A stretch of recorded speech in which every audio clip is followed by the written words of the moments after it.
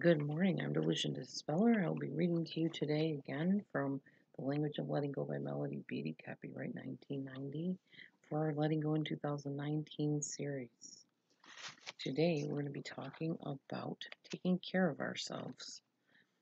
We often refer to recovery from codependency as adult-child issues and as self-care. Self-care is not, as some may think, a spin-off of the me generation. It isn't self-indulgence.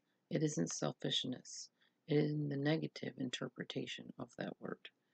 We're learning to take care of ourselves instead of obsessively focusing on another person. We're learning self-responsibility instead of feeling excessively responsible for others. Self-care also means tending to our true responsibilities to others.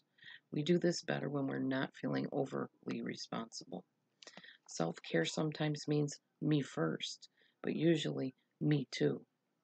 It means we're responsible for ourselves and can choose to no longer be victims.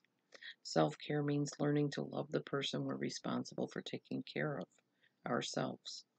We do not do this to hibernate in a cocoon of isolation and self-indulgence.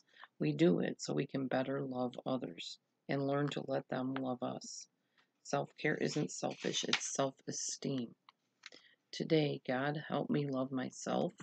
Help me let go of feeling excessively responsible for those around me. Show me what I need to do to take care of myself and be appropriately responsible to others. I think that whole entire reading that I just read could be summed up in the word balance. There's nothing wrong with taking care of other people. There's nothing wrong with feeling a need to step in where a help is needed and wanted. There is a problem when you lose yourself, when you're drained, when you feel like you can't move because you're just constantly helping somebody else and you're neglecting your own physical needs. I don't believe God ever called us to constantly be looking outside ourselves at the expense of ourselves. I am not a person that believes that just because somebody is in the family, it's your responsibility to take care of them if they're mistreating you, especially. I've heard from people who had elderly parents that were, in their last days, and they felt obligated to take care of them. Now, there are some circumstances where you can't afford nursing homes or there's abusive nursing homes and you don't want to put your elderly person in there. I get that. Then enlist the help of family members if you can. Hire somebody to help you, something. But you sometimes need to take a break. And even if you can't find somebody to step in and you're responsible for that person, at least take walks or something in between. Take some me time. It's important to take care of you because if you're not strong enough in yourself, how are you going to be there for that loved one, anyways, right? Just balance is all I'm saying. You need to balance everything in your life, and especially this kind of thing.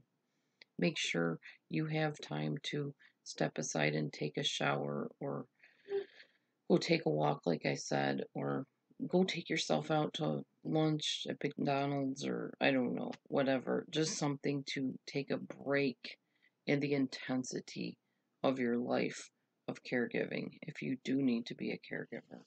All things in balance, always. Thanks for listening, and we'll see you tomorrow on the next Letting Go in 2019. Be blessed.